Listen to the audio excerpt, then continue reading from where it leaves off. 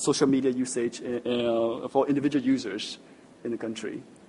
Sure. So thanks. My name's Alex. I'm from Google in Singapore. I'm very, very pleased to be here. Thanks to all of the folks who helped put this together, from the ministry, from the president's office, from the Myanmar Computer Federation. Thank you for having me. In terms of best practices, I'll also hope that Mia from Facebook will add a few words. But be great to give you Google's perspective on the system that we have developed to deal with these issues over the years. So Google is now a 15-year-old company. We started as a search engine to help people find things they're looking for on the internet. But as you know, we've grown and expanded since then. We now have things such as Android, YouTube, and Gmail, which I've just learned is also known as government mail in Myanmar. So very popular services. Many of these services help people communicate with one another.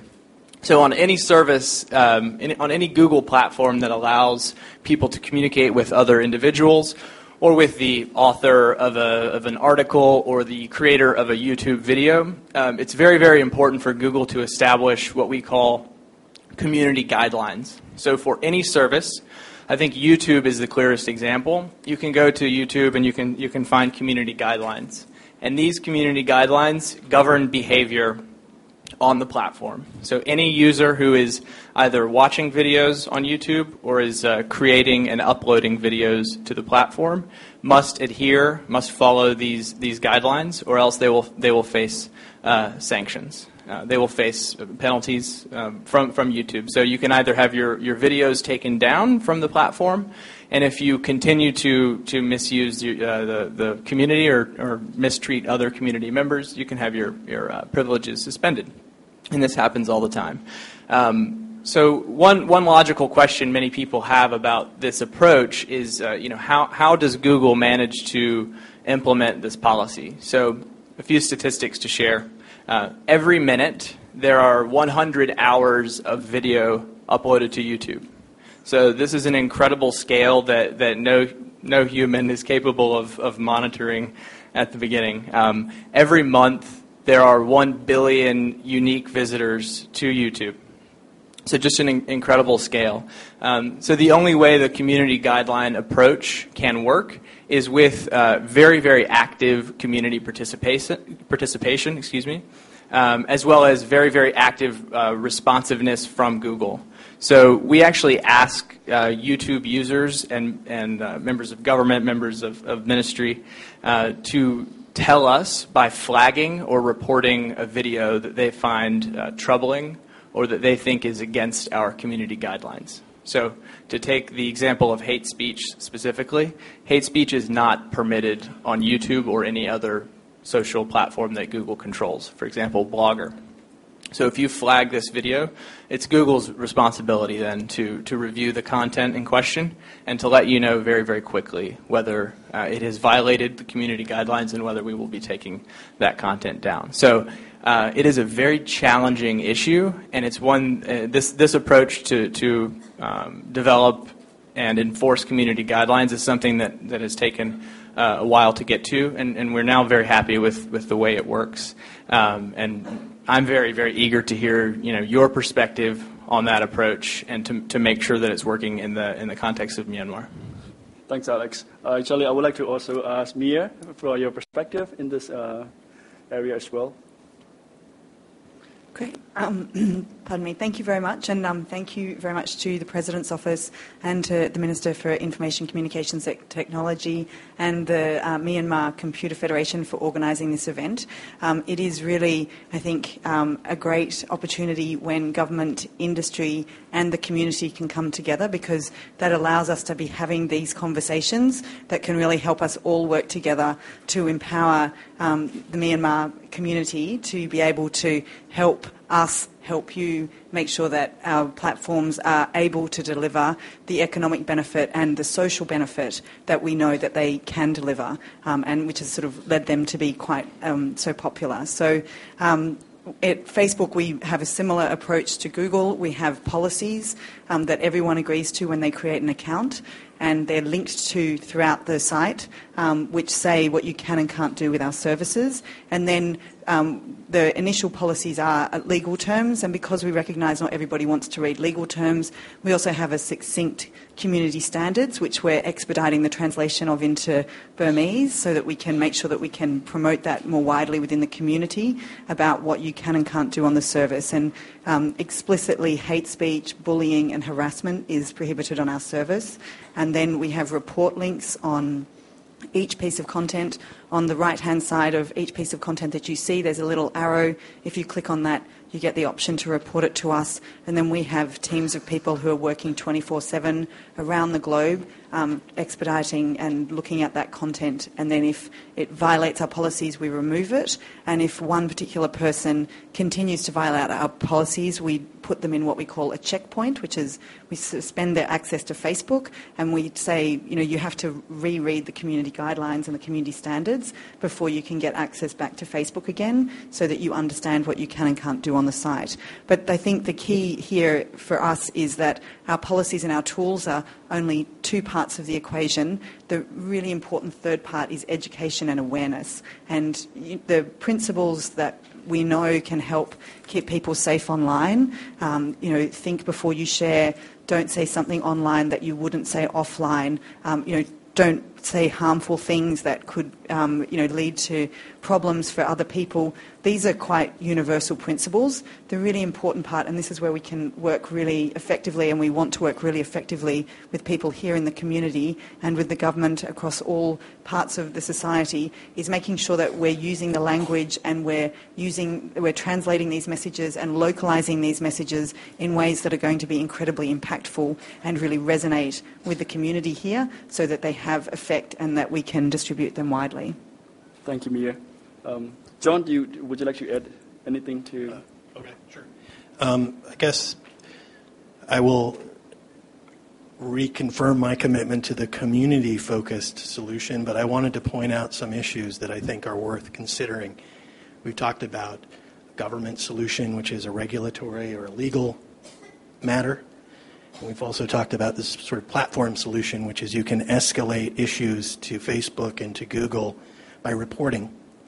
These are kind of reactive, and I think there are some areas where things kind of slip through the cracks, and I thought maybe it would be good for us to make sure we talk about those. One, again, I mentioned the issue of foreigners posting online, on Facebook, on Google, and I think they fall outside sometimes the boundaries of the state, so that laws of Myanmar and the regulations of Myanmar don't necessarily affect these foreigners who are posting online. I think I also mentioned this issue of maybe there is some coordination here, and maybe there is some hidden elements to what's happening on Facebook. And I think that people are very smart. No matter where you go, there are always groups that can figure out how to post lots of things on Facebook and on Google and effectively get around some of the escalation solutions until Facebook or Google figures out how to fix that problem. So, people can post to 100 anonymous accounts and then like 150 times each post through automation. There are many, many different ways that people can manipulate the social media space.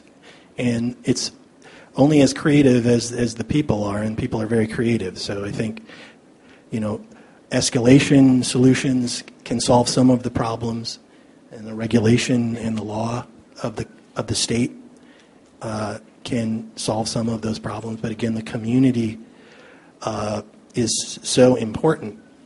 And in the United States, I think we have a process that we have referred to sometimes as naming and shaming, which is identifying people online or identifying communities that are doing lots of negative posting and highlighting that within the community so that they know people are aware of their participation in the conversation and that it's unacceptable.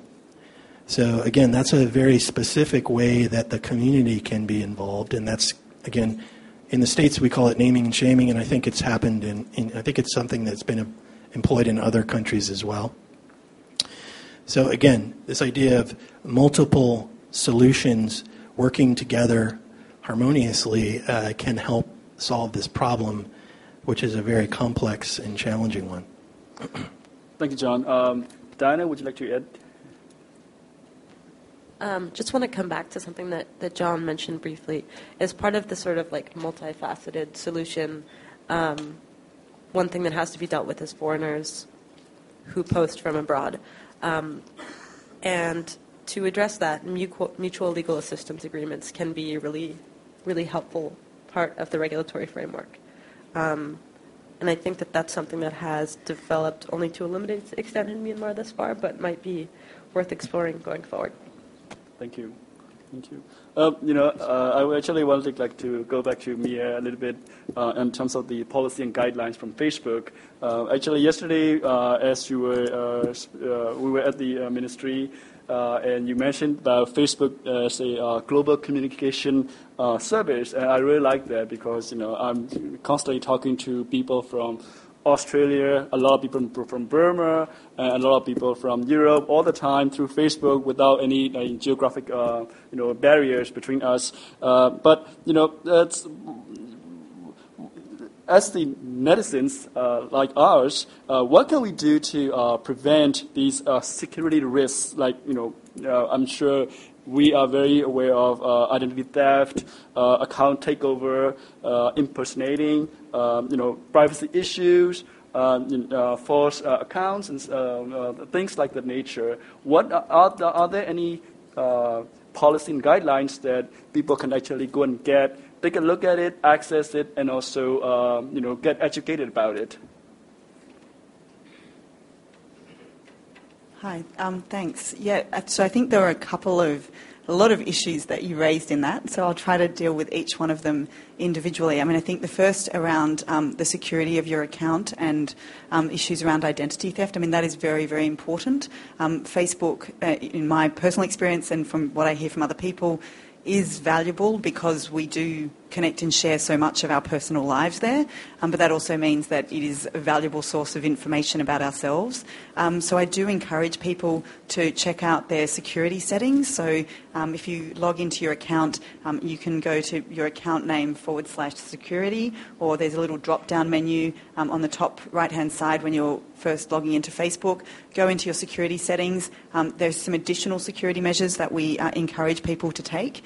So you can turn on two-factor authentication, which requires that you use a PIN code that's sent to your phone before you can log into your account from a new device. And there are login notifications that will tell you if somebody is logging in from a device that we don't recognise or from a browser we don't recognise. Those are very useful tools to help you make sure that you know what's happening with your account. So I think that's one issue. I think the other issue is around fake accounts.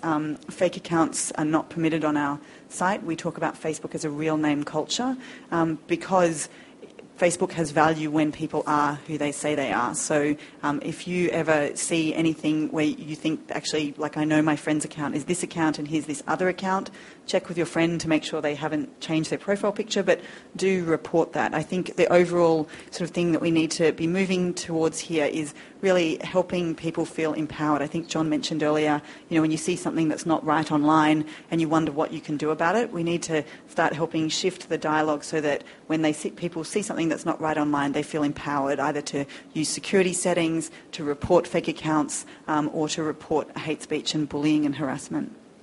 Thank you, Mia. That's very good. Alex, you were talking about the accountable and responsible usage, and one of the best practice is think before click as the topic. That make sure that you think before you click, post, comment, like, so that it's not just spreading without thinking. But as Myanmar. In a traditionally very close-knit community, we tend to believe in a lot of hearsay and also word of mouth and rumors. And those things, without thinking through, if you click through it, then those becomes viral. So in the social media world, these basically bring a lot of anxiety, difficulties for us. Do you have any recommendations against those type of behaviors? Sure, thanks. So I think I would maybe challenge a little bit the fact that people simply believe everything that they hear in the real world. I think people in Myanmar, like people in the U.S., when someone tells you something, when someone hands you a newspaper, you look at the name of the publication, and you look at the author of that publication. Same with your neighbors. If you have a neighbor down the street who you think may be a little bit crazy, you don't listen to what he says. Maybe you listen to your smarter neighbor. So I think when you have a new medium like the internet, and then a social networking site or a video sharing site that is on top of that new medium, I think it's easy, and I'm guilty of this as an internet user. It's easy to forget the skepticism that we apply to sources of information. So the first thing I would say is when you see a post on Twitter or Google Plus or video on YouTube, really look at the owner of that channel. See who this individual or group is who has created this material, and really ask yourself whether you value the trustworthiness of that organization or individual. Take a minute, take a deep breath, and then decide whether you think it's worth sharing or whether it's worth posting onto another platform. I mean, really take your time. Things happen very, very quickly on the internet, and there's really no harm in waiting just a few extra moments before you decide what to share. One related point is that let's say there's a written publication or a trusted news source on the internet. There are huge barriers and huge costs associated with the people who want to create those platforms. So a major publication in Myanmar, it's been around for years. They've spent lots of money developing the team and the reporters and the publication. There's really no barrier to creating a blog or a Facebook page or a YouTube channel. That's wonderful for a lot of reasons, but at the same time it means you really need to think about whether you trust that source. So just apply the same standards to whether you trust a source of information online as you would offline. And I think a lot of the misunderstandings and overreactions can be avoided. Thank you, Alex. So we should Google a lot. Yeah. And also, I would like to add that I used to write software for global scale crawling for the piracy tracking and also infringements tracking. And Google indexed these articles, blogs, and very, very quickly as they come online. So it's a very good source of information as well. We have talked about quite a bit of the best practices, but I would like to just touch, discuss a little bit about what would be the best practice to spread these best practices. I was looking up on the internet, and then in Philippines, they have this social media day to basically they do it annually to bring positive social changes and also maintain responsibility to nurture the respect for the pride in rich and diverse culture of Philippines. So I think those type of events can probably help us better. But I would like to get input from Mr. Aung in terms of in Myanmar, should we do all these type of events more at the micro level, at the regional level, to promote these best practices? Of course, this is the same thing that I was raising earlier on. Awareness raising education is one of the key initiative in tackling issues around social media on internet.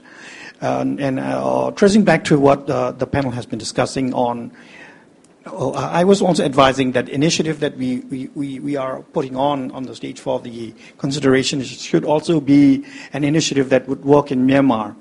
For example, yes, we understand that both Google and Facebook and all social medias have their own policy, public policy and legal framework. For example, in Myanmar, let me give you an example. When somebody wants to put an account on Facebook, normally they don't do it themselves. They go to a computer shop, ask somebody to do it for them, so they don't even know what are the conditions, legal terms. So it's not important whether who click it. It's important whether you understand or know what you are clicking. Because you pay somebody to put an account on Facebook, on Google, Gmail. Somebody goes to the other person or a colleague of his or even a computer shop to have an account set up. So there are procedures. Yes, of course, Google, Facebook, everybody have these policy statements. But what I'm suggesting earlier on is, again, that at the macro level, at the township and in the very level of society in Myanmar, we should work out educational platforms or awareness campaigns through MCF or other organizations that will definitely be providing you with the correct information down to the grassroots levels. And most often the case is that people, of course, they read news on the Facebook, and Facebook and other social media sites are one of the most important news media right now. So rather than looking at the newspaper, even myself, I look at Facebook when I wake up because I got a lot of information through Facebook. All because as the government officials, where I don't have time to look through the paper media, I use Facebook. But anyhow, the real issue is, a trust issue. And people Myanmar people, not only, not Hlaing, but everywhere, you trust what you want to trust, and you believe what you want to believe. So again, it's not only, the technical media, like MCF or other organizations and the regulators, which should be working on this. It should be also other, community levels, like other NGOs who should be working together to educate people, to raise awareness, what you are trusting, what you are believing. And I'm very happy to see that organizations like MIDO, they are making these arrangements to transfer this knowledge. But it's just the initiative that is starting. And I believe as a regulator, as a Myanmar citizen, that this initiative should reach to a further, enhanced degree of awareness. Thank you. Thank you. Thank you very much. So, before we go to the next section of our panel discussion, which is the